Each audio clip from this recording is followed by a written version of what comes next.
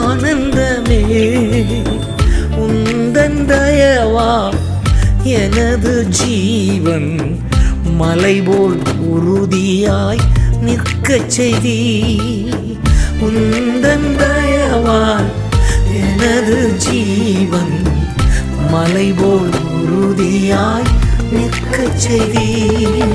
உயர்த்துகிறேன் வாழ்த்துகிறேன் உயர்த்தி மகிழ்கிறேன். உயர்த்துகிறேன் வாழ்த்துகிறேன் உயர்த்தி மகிழ்கின்றேன். ஜீசஸ்